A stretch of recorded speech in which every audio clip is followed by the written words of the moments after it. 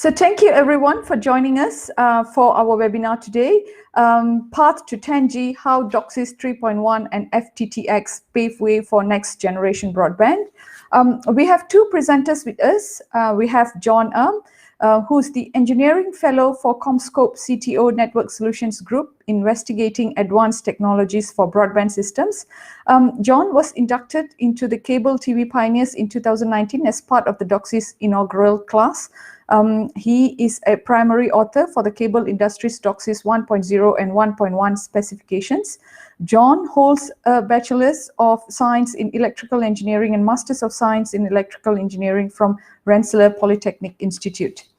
The other presenter will be me, Tara Neil, the Executive Editor and telecom strategist at the Fast Mode. I have more than 20 years of experience in research, analysis, and strategy planning across various economic sectors. I've also written extensively on various topics relating to 5G, LTE, SDN, NFV, and others. And I have a first-class honours in BSc Accounting and Finance from London School of Economics, UK, and I'm CFA qualified from the CFA Institute, US. So let's move on to the first segment, which is the market share analysis for APAC. So in this chart, we can see that APAC represents 55% or 2.7 billion mobile internet users by 2025. On 5G alone by 2025, APAC will be making up 65% of global 5G connections. For today, we are looking at fixed broadband, and for this segment, the number in 2018 indicates that APAC's share was already 53.9%. So in both fixed and mobile, APAC by 2025 will be taking the lion's share. Okay, so let's zoom in further on today's topic, which looks at fixed broadband connectivity by both HFC and FTTx connectivity. First is HFC, or better known as cable. As in all regions, as we all know, cable operators were essentially providers of pay TV services, and their infrastructure and footprint grew in tandem with the demand for these services. Cable TV still makes up the bulk of APAC's pay TV revenue, as you can see from the chart, which is projected to grow at a CAGR of 4.9% to reach nearly $56 billion by 2029. Cable TV subscription revenue itself is projected to grow at a CAGR of 3.3% from 19.1 billion to 26.4 billion. While cable TV will continue to have the majority of the subscribers and revenue of APAC's pay TV market, its market share is expected to continue to drop as customers switch to IPTV or a direct-to-home satellite-based connectivity. So, okay, despite the competition that we see from the other segments, the global HFC market on its own will be worth 17.9 billion in 2025, growing more than twofold from 2017. This growth in terms of components is attributed mainly to CMTS, the Cable Modem Termination System, and CCAP, the Converged Cable Access Platform, which together make up 26% of the market, while all the other components together make up the rest of the 74%. So looking at the path of evolution for APAC's cable operators, one of the early milestones for HFC is digitization. So digital cable broadcasting was launched in the US in 1996. Digital signals can broadcast nearly 4 times as much as analog systems in a 16:9 resolution as opposed to a 4:3 resolution. Many countries have made the digitization of cable systems mandatory, and one of the reasons is to push for more accurate tracking and billing of usage. Australia, Hong Kong, Japan, New Zealand, Singapore, and Taiwan are some of the countries in APAC that have fully digitized their analog cable systems. Okay, so by 2029, that's about 9 years from now, 96.6% of APAC cable TV households are expected to have a digital connection. So one of the biggest outcomes from digitization is on the content front. It enabled cable network operators to stream many more channels in high definition on their TV network via set-top box installed at the end user's premises. Okay, so from digitization, we move on to the next in the path of evolution for cable operators, not just in APAC, but of course throughout the globe. And the next stop would be DOCSIS. So DOCSIS, if we look at DOCSIS here, we can see that the evolution from the various versions from DOCSIS 1.0 all the way to DOCSIS 4.0, which is the most recent one. So DOCSIS, which stands for Data over Cable Service Interface Specification, is a set of specifications that allow the transfer of high bandwidth data through existing cable TV networks via a cable modem at the end user's premises and a CMTS at the network head end. It was released in 1997 to ensure interoperability between cable operators.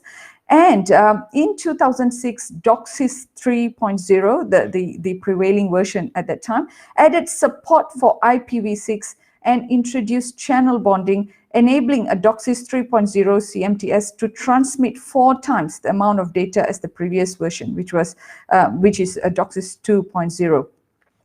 In the subsequent versions, i.e. DOCSIS 3.1 and DOCSIS 4.0, as we can see in the chart at the rightmost corner, we can see a massive increase in upstream and downstream speeds. Okay, this actually eventually enabled cable operators to provide cable internet services via a cable modem installed at the end user's premises.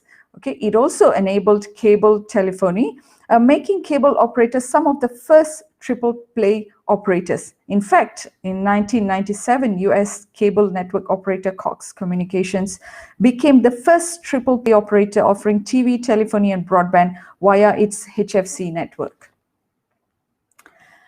Okay, so let's come back to APAC. And in APAC, as for HFC networks, we do not have that many countries, but the countries that are with HFC footprint will be some of the largest countries and with the biggest subscriber base, not just in APAC, but also globally. So one of that country would be India. So for India, the growth in HFC market is spurred by the high population growth rates, rising average incomes, and low subscription fees, plus lots of homegrown content. India's top 15 multi-system operators, MSOs, make up 78% of India's cable TV market subscribers. India is one of the few large countries that has actually digitized 100% of its cable TV network. However, having said all this, the number of cable TV subscribers in India is expected to somewhat stagnant at around 91 million for the next 5 years, primarily because of the stiff competition from OTT. And in the more recent months, since the lockdown, an estimated 4.5 to 5 million subscribers have actually unsubscribed from cable TV and also DTH. And we think part of this is attributed to maybe loss of incomes during that period, and also the fact that OTT are providing freemium packs. So for India, what could be the opportunities that lie ahead? Well, we see a lot of potential for cable operators, and if we take the India case study specifically, we have some reports that say that despite all the cord cutting and stuff, we have 59% of Indian respondents in the survey by OWAM stating that they cannot afford an average OTT paid media subscription, which means that the current rates are a bit too high for the Indian market. So the same survey found that 64% had premium media services bundled with added to their mobile or fixed telecom subscription. It also found that 47% of respondents were less likely to switch service provider because of these bundled media services. So in 2019, we see that now this is part of the opportunity that we can see that there were 100 million cable homes in India, but less than 1 million or less than 1% of these cable subscribers had a broadband connection via the cable infrastructure. So what all this points to, as far as the Indian market is concerned, is that cable network operators are in a prime position to offer broadband that can be bundled with affordable pay TV subscription to attract and retain subscribers. So if we look at the APAC market and also globally, the HFC networks obviously do face competition from the fiber counterparts. But having said that, there's a lot of enhancements that are being made on the cable front, and one of those will be the fiber deep and the RFOG. Okay, so a fiber deep is the notion of pushing fiber closer to the end user. So the RFOG, which stands for radio frequency over glass, is a technology of fiber deep where a fiber passive optical network PON replaces the coaxial part of the HFC network. It's basically like a bridge between HFC and FTTx networks. So this actually involves eliminating the nodes, tabs, and the amplifiers in between, but it still operates using the existing head ends, hubs, cable modem, termination systems, and some other components like the modems. Okay, and it is synchronous to node +0, where zero is the number of RF amplifiers required after the node. Okay, and what this leads to is that it reduces operational expenditure and the complexities that cable network operators are seeing now, as eliminating active elements in the access network results in substantial energy savings as well as a lower risk of downtime from power cuts.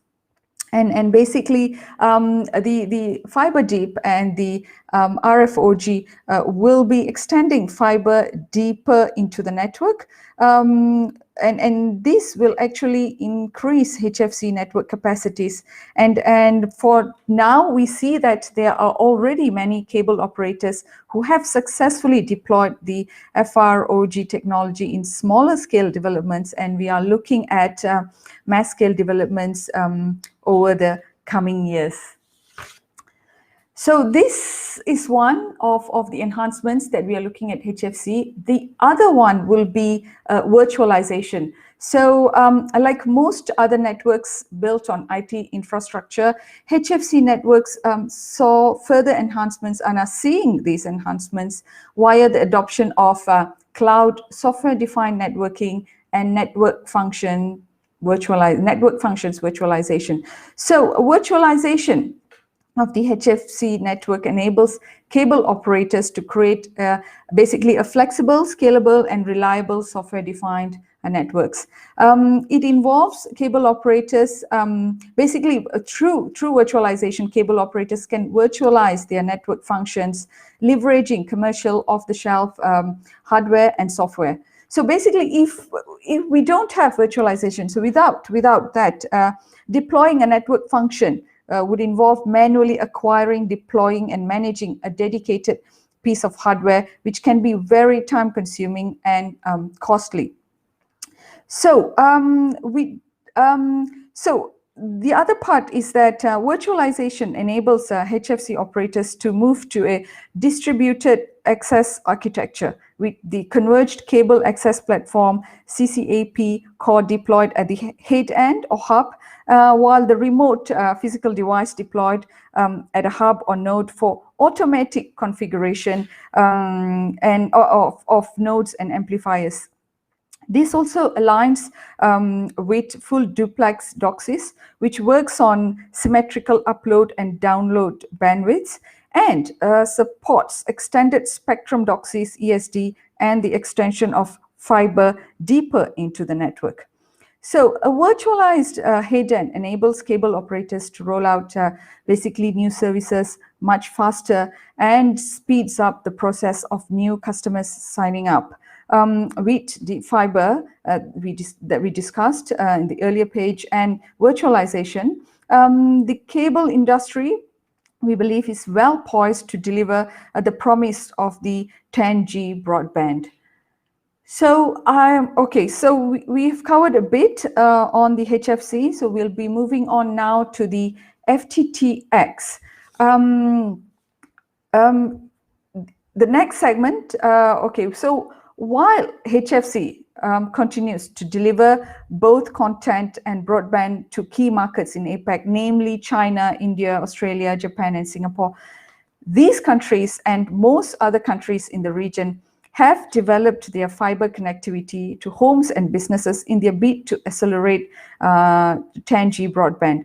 So the next segment, basically, in the next segment, we're going to look at how fiber is paving way not just for full fiber networks, but also to support cable and mobile networks, specifically for 5G. Okay, so in terms of types of FTTx connectivity, fiber replaces ADSL copper for last mile connection at various levels. So if we start off with the fiber to the node, we have fiber terminating at the node and then moving further to the curb, or moving deeper still to the building and going all the way to the home. So in terms of FTTH, or FTTB take-up rates in APAC.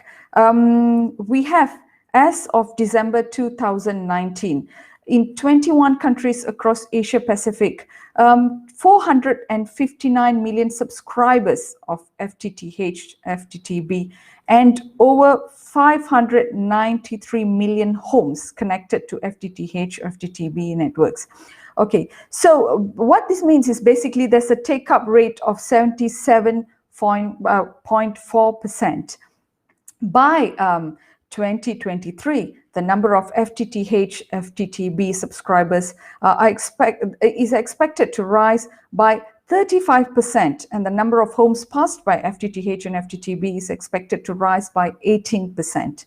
Okay, so in terms of technologies, these deployments will be using PON technologies. 96% will be using PON technologies. So these are some of the basic numbers for FTTH in the APAC market. Let's look at how, something that we all know, but we're going to just look at how this translates in terms of how much bandwidth is consumed, how content and bandwidth intensive applications are driving the FTTx market. Okay, so some of the applications we have today require really high bandwidth and very low latencies. So there's increasing demand for content-rich entertainment applications such as live video streaming, video on demand, HD, 4K, 8K, online gaming, and music streaming. There are also a growing number of applications that require high upload and download speeds and ultra-low latencies. At the same time, enterprises are becoming increasingly dependent on SaaS applications and cloud services, and then we have government or regulatory bodies introducing their own applications. So if we look at the chart on the right, we can see how FTTH significantly reduces the time taken for downloading different types of content. A 4K movie can take 11 hours on ADSL, but just 13 minutes on gigabit network. And when talking about FTTH, the IoT sector is something that has to be discussed. The IoT sector, more specifically, will be pushing fiber deployments in a lot of greenfield areas. For IoT, we are looking at mass deployment of IoT endpoints.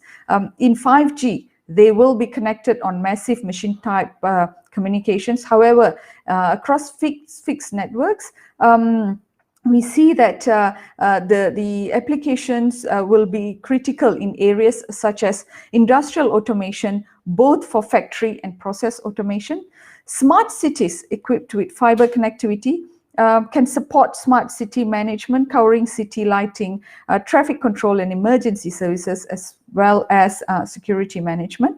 Okay, we are also looking at FTTx for smart grids, and all this come under the IoT segment. Okay, so the other segment in IoT will be the smart home segment. Gartner estimates each family home to host more than 500 connected devices by 2022. Things like CCTV and doors controlled remotely through an app accessed by a smartphone, for example, requires a low latency connectivity. And then the other IoT segment that will rely on fiber is, of course, the telehealth monitoring and remote surgeries, as hospitals and patients connect to high-speed fiber. Okay, so let's look at the APAC country deploying FTTx. We are assessing Malaysia, a 32 million population country in Southeast Asia. Malaysia's fixed broadband is delivered entirely via fiber and ADSL.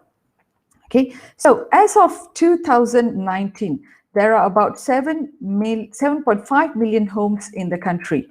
Okay, 2.5 million of which were connected by the largest incumbent, which is Telekom Malaysia Berhad, and with over 1 million apartments connected by Time.com Berhad.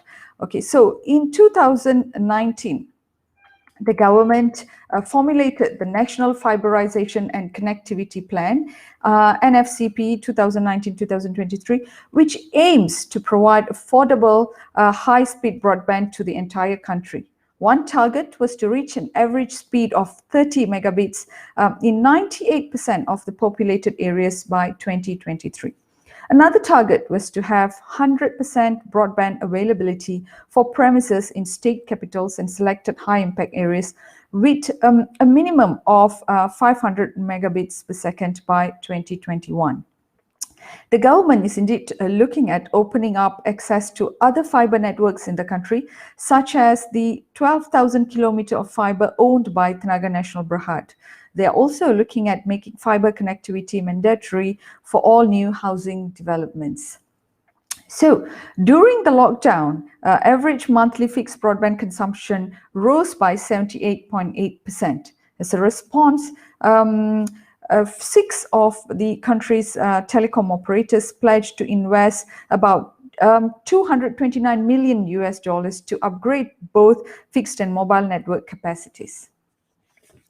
Okay, so let's let's quickly look at what's next for fiber. Some countries have adopted the full fiber strategy, on a global scale. We are looking at a global scale, which looks at bringing fiber to every home in the country. So here are 3 case studies. The country of Andorra. So we have here 100% of homes with FTTH connectivity, and Andorra is ranked 15 globally in terms of fixed broadband speeds. At the point of rollout, a full rollout, 60% of subscribers actually took triple play bundles, which means that they took the content, the telephony services and internet, while remaining took double play. Andorra's only telecom operator, Andorra Telecom, aims to eventually remove its copper network entirely. And then we have the next one, which is Singapore, where 94.8% of its households have FTTH connectivity presently, and 95.4% of residential broadband subscription are fiber-based as opposed to DSL or cable. So currently Singapore ranks first in terms of fixed broadband speeds.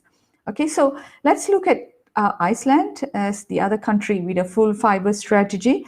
So 100% of homes in the city of Reykjavik have FTTH connectivity, and overall 75% of Iceland has FTTH connectivity at a speed of 1 gigabits per second.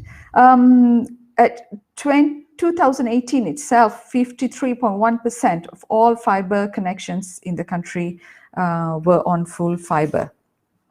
So how has the scenario changed with COVID-19? One thing is the surge in data traffic.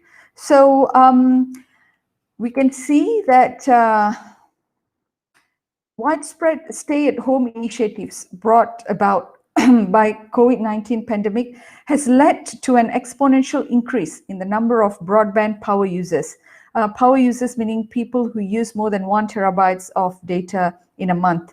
And extreme power users are people who use more than 2 terabytes of data in a month, with the former having a 138% increase and the latter having a 215% increase in the first quarter of this year compared to last quarter.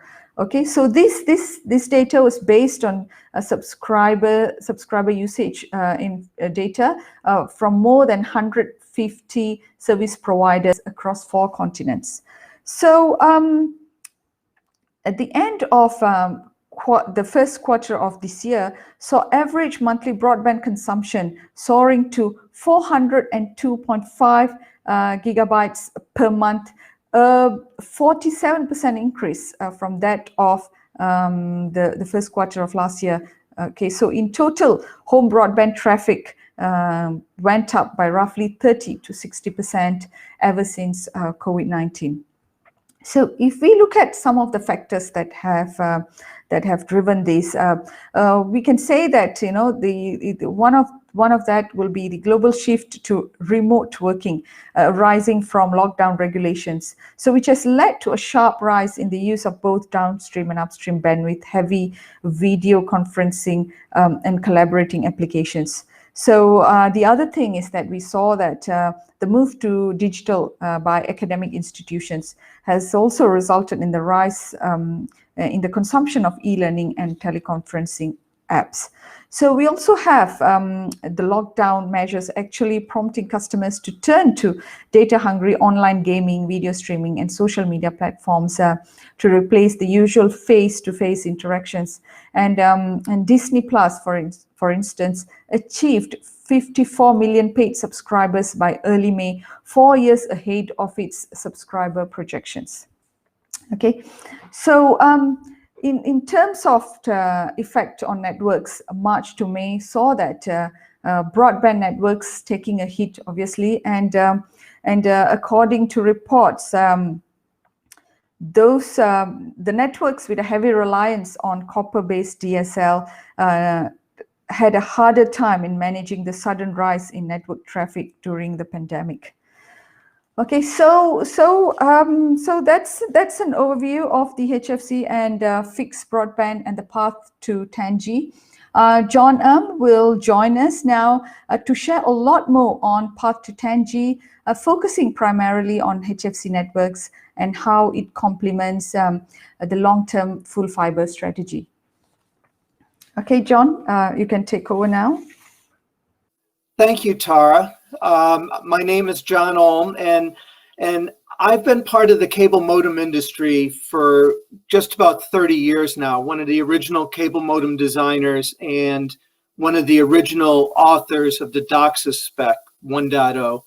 And for me, this is very, very exciting times. We're on our 6th generation of DOCSIS technology, and now we've gone past megabits, we've gone past 1 gigabit, and now we're looking at the path to 10 gigabit per second technology. So it's very, very exciting times for us.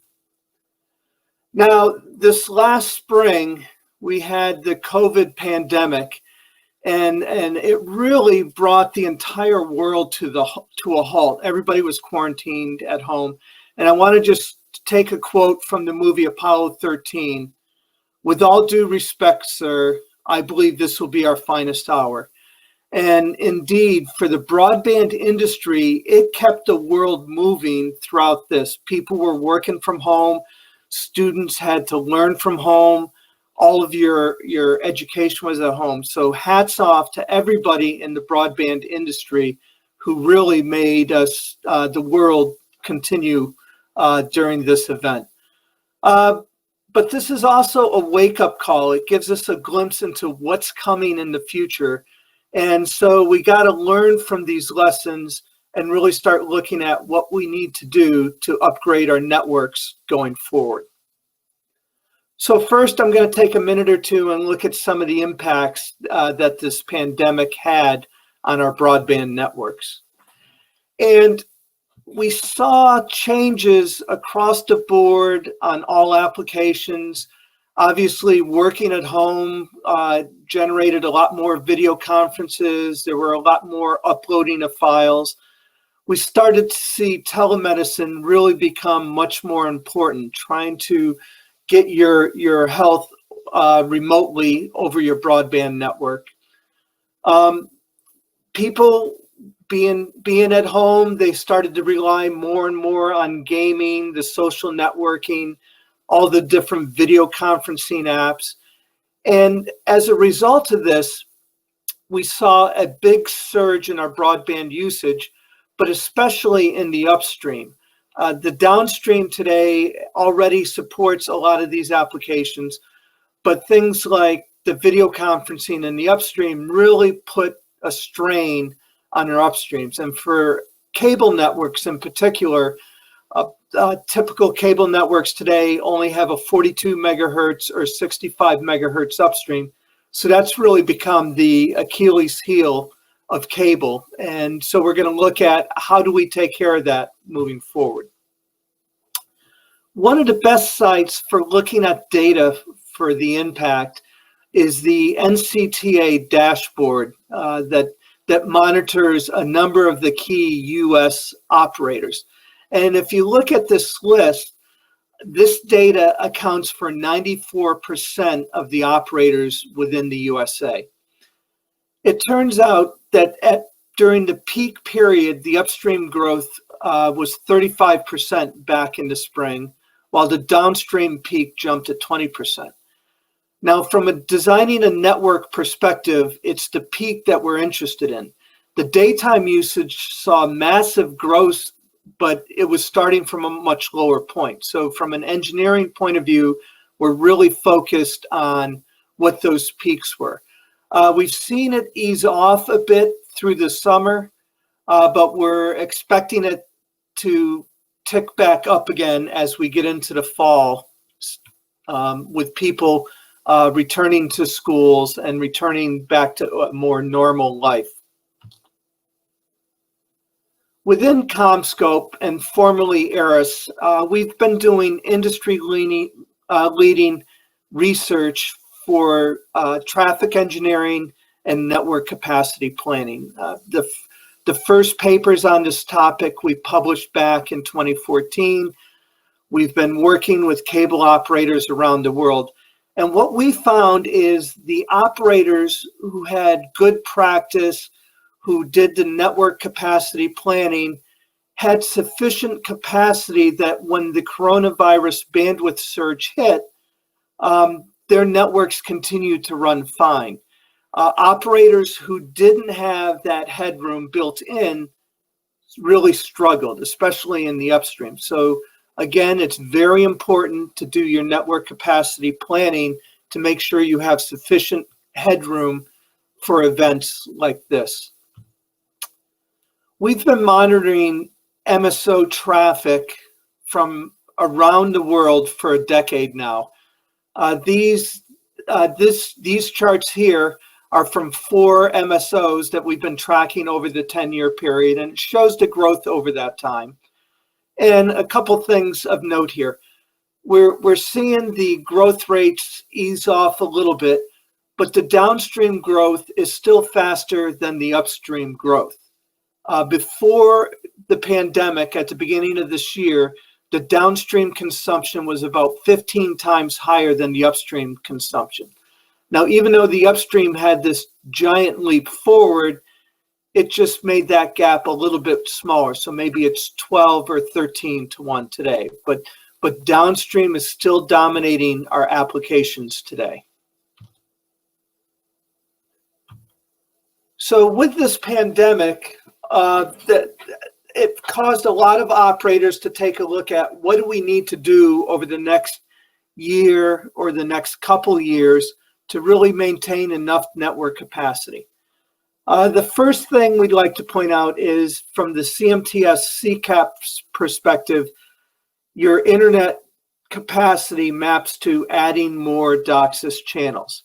And in particular, you want to think about DOCSIS 3.1 and adding OFDM and OFDMA channels to the network. They give you more bits per spectrum, and so they give you the biggest bang for your buck. And you're also going to have to add additional CCAP ports over time. Related to your CMTS changes, you're going to want to be gradually updating your RF plant as well. With the HFC, you want to keep pushing the fiber deeper, reduce the cascade lengths, and eventually get it down to a node plus 0, node plus 1 type architecture. With DOCSIS 3.1, we introduced a new 1.2 gigahertz technology that's been around for many years now. And so anybody with older plants, 750 megahertz, 870 megahertz, they should be thinking about upgrading to 1218 megahertz downstream and 85 or 204 megahertz upstream. And then there's, as you push more nodes out there, you should also be thinking about remote PHY and remote MAC-PHY, and I'm going to talk in more detail on those in a little bit. But the operators also need to be thinking, how do I convert my legacy video spectrum over to DOCSIS spectrum? So longer term, over the next 3, 5, 7 years, they need to start thinking about, how do I migrate this video to IPTV and start running the IPTV over DOCSIS?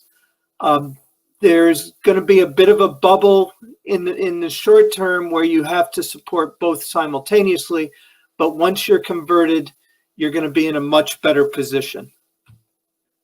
And then finally, inside the home, operators need to think about getting a larger percentage of their modems switched over to DOCSIS 3.1.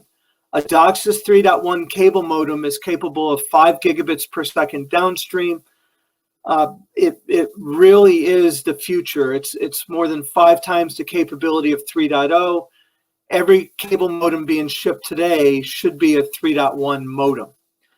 And in conjunction with the DOCSIS 3.1 modems, you need to start thinking about the new Wi-Fi 6 routers, and then in the next year or so, we're going to get Wi-Fi 6E. So that'll be the latest and greatest Wi-Fi technology that pairs up very nicely with the DOCSIS 3.1.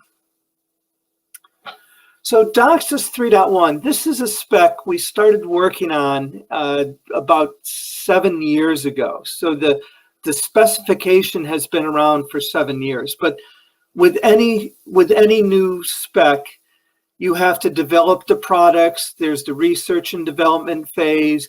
Then you introduce the technology, and it really takes 6, 7, 8 years before it comes mainstream and it's the go-to technology. So DOCSIS 3.1 has reached that sweet point where it's the technology that you really want to go to. And 3.1 was a real game changer. We went to wider channels. We introduced OFDM. We had multiple modulation profiles. And it gets a lot more capacity out of the plant. And if you look on the left-hand side here for the downstream, DOCSIS 3.0 gets a little over 6 bits per hertz in capacity. On today's cable plant, DOCSIS 3.1 can get 8 bits per hertz. And as you push fiber deeper and reduce the cascade and the fiber lengths, you can get up to 9.5 bits per second per hertz. So DOCSIS 3.1 doesn't need to run on, it doesn't have to have a 1.2 gigahertz plant, but once you migrate to it, it really unleashes a lot of capacity. When you think of DOCSIS 3.1, it's equivalent capacity to a 10 gig PON system. And it's extremely robust technology. This chart on the left shows where the OFDM can run in the roll-off region. So if you have a 750 or 870 megahertz plant, you can actually run in the roll-off. And even if you have 1 gigahertz taps in the system and you upgrade the amplifiers, you're still going to get 95% of the capacity out of the system. So you don't need to replace everything in your plant. DOCSIS 3.1 will maximize the capacity for you. So now I'm going to switch gears and start talking about our future architectures. We're moving to a more distributed world. We're pushing the fiber deeper, heading towards node plus 0. And tied into all of this is going to be a shift to cloud-based infrastructure and NFV type technologies. And so NFV is network function virtualization, and it's a way of virtualizing things back to the cloud. And I'm going to talk a little bit about how a cable DAA, distributed architecture system, fits into this world. So this picture represents the long-term goal. Where do we want to get there? We don't need to be there tomorrow. Some operators may take 5 or 10 years to get there, but it's the direction that we want to head in. And of note here is that you get a digital backbone connecting all of your different services, your residential services, your business services, and it's running over all of your different access technologies. It could be running over cable, it could be running over PON, it could be running over Wi-Fi or 5G technologies. Eventually, you're going to want everything integrated together and then managed up in the cloud. Within the cable world, back 7-8 years ago, we introduced a technology from the CMTS. It was an integrated CCAP box that basically took the video QAMs and integrated them inside the CMTS. So you had a complete head-end system inside a single box.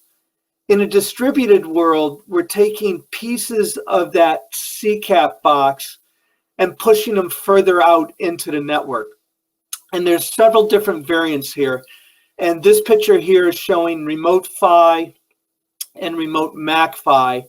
And these are 2 different flavors. And it turns out there's multiple different flavors that are out there.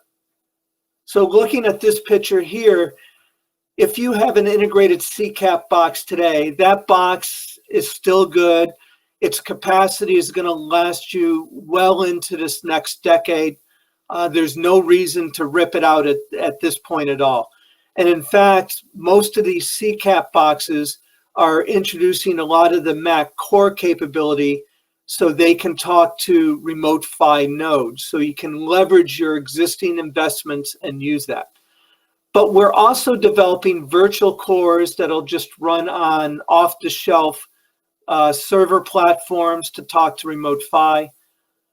But it turns out other people want to push the MAC out to the node and have a remote MAC PHY module out there. And there's various trade-offs between the two, and I got a slide coming up on the differences here. And then finally, another distributed option for cable operators is actually pushing an OLT out to the node and having a remote OLT. So the operator of the future isn't going to be just cable or just PON, but we're really going to start seeing a blending of these 2 technologies from the same operator. So Cable Labs is working on these different technologies, and they have a project called FMA, which is Flexible MAC Architecture. And this is the high-level diagram. This shows all the different flavors that I showed on the previous slide. It shows a virtual core talking to an RPD. It talks a physical core. So this is your CCAP box acting as a core talking to an RPD. Maybe you have a remote MAC PHY device out here in a node, or maybe there's a remote MAC core device that's somewhere out in the plant and it drives RPD. So Cable Labs is working on all the interface definitions So these all are going to be standardized products that you can plug and play with any vendor. And the RMD, the remote MAC-PHY device, is the first deliverable. So that's going to be the first products that you see coming out of this Cable Labs spec. So I'm not going to go into detail on this slide, but I want to point out there are pluses and minuses with any given technology. So it's very important for you to understand what situations does a remote PHY device make sense? What situations does a remote MAC-PHY device make sense? So it turns out that within CommScope, we're offering the solutions across the board. We have the CCAP products. We have the remote PHY devices, the RPDs. We're developing remote MAC-PHY devices. We have the integrated video edge products as well as the DOCSIS vCore products.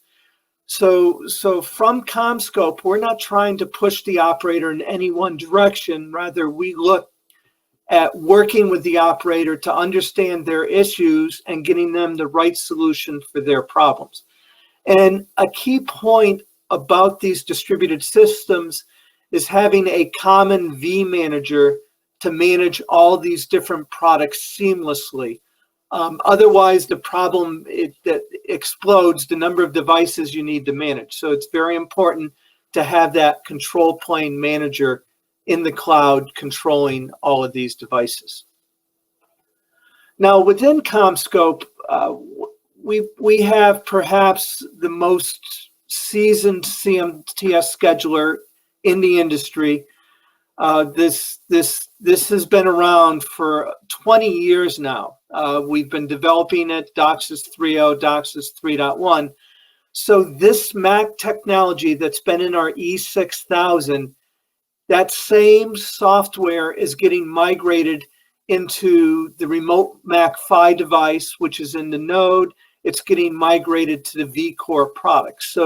So as you look at these different technologies from different vendors, understand what's the legacy behind their software. Have they been in the field for 20 years with proven DOCSIS technology, or is this somebody who's just trying to get in overnight? So this is an example of the kind of decision tree that operators are going to have to go through to really understand, do I want an integrated CCAP? Do I want remote PHY, remote MAC-PHY? Do I want to go to the PON? So make sure you get a vendor who can be your trusted partner and work with you so you can understand what technology is right for you. So the crystal ball, if we're looking out 10, 15, 20 years, the crystal ball really gets fuzzy. This coronavirus bandwidth surge gave us a glimpse into the future. We know things aren't going to return back to normal, but we don't know what that new normal is going to be. So the pressure is really getting turned up on operators to really start pushing our networks forward now. We don't know when another event like this is going to happen. We want to make sure we're prepared for it in the future. So looking down the road, 10 years from now, people will be looking at 10 gigabits per second as the normal, just as people think of 100 megabit service today is taken for granted. And why do we need 10 gigabits per second? So one, it lets us download things extremely fast. It opens the door to applications like virtual reality and augmented reality.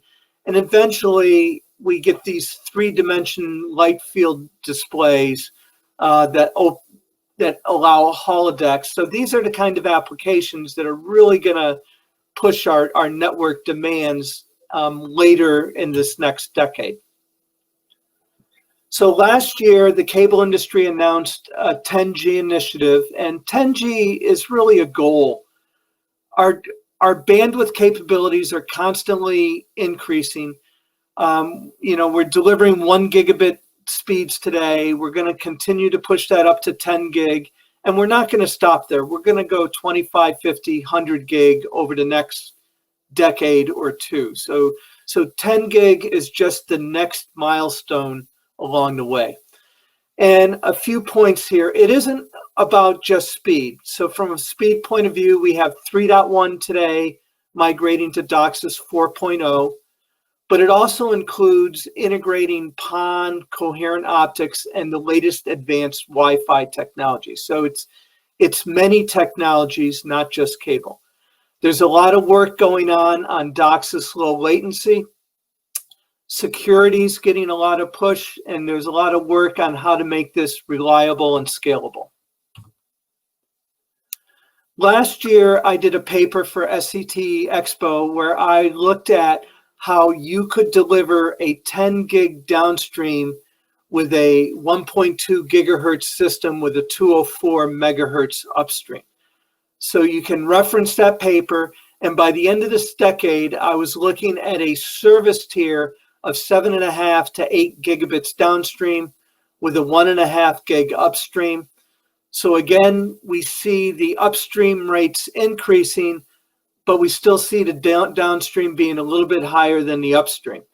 So you can get that technology today. The 1218 megahertz down by 204 megahertz is readily available today.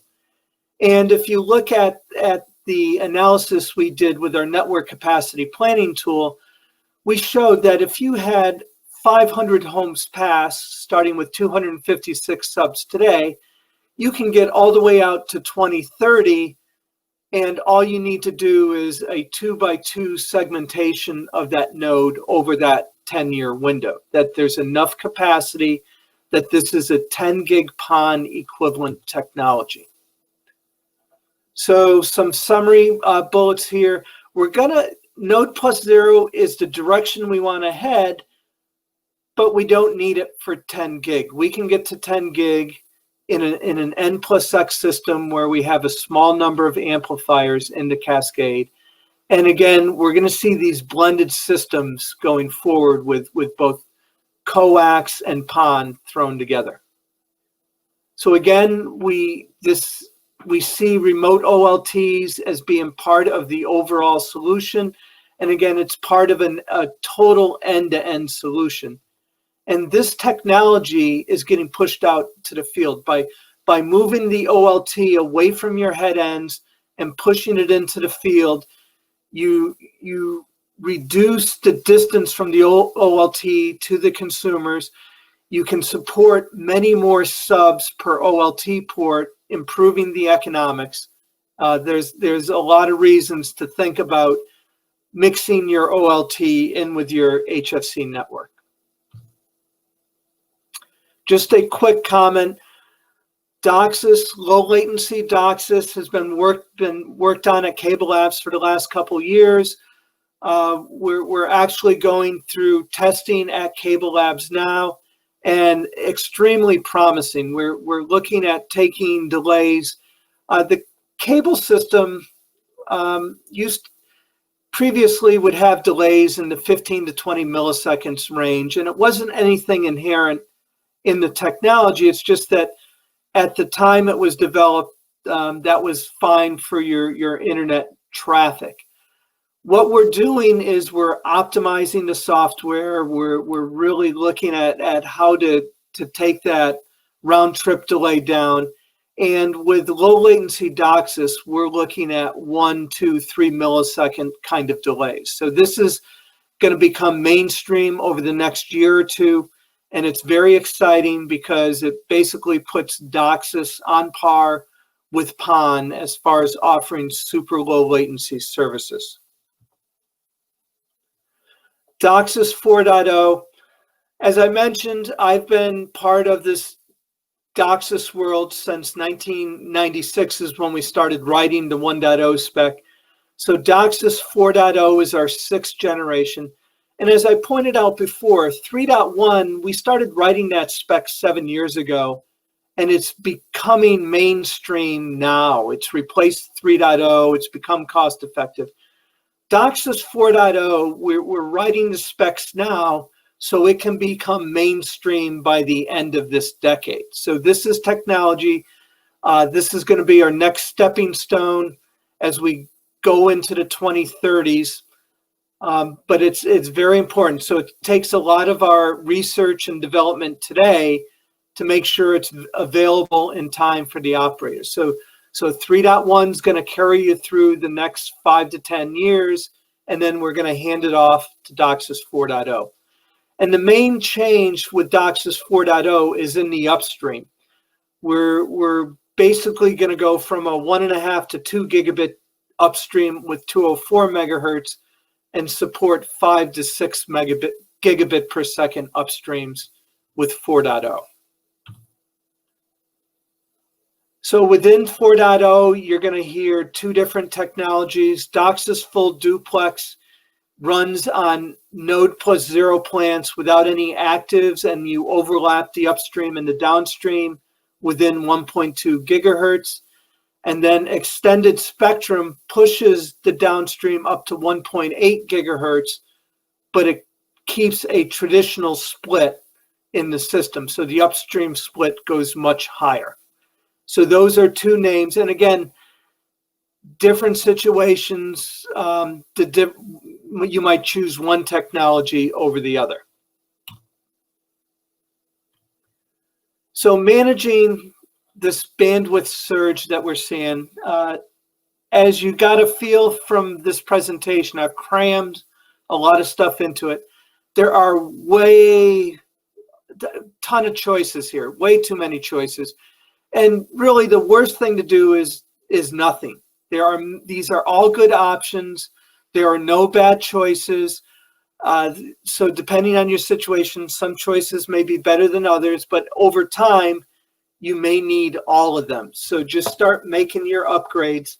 In the near term, DOCSIS 3.1 is your biggest weapon. It's the best thing in your arsenal.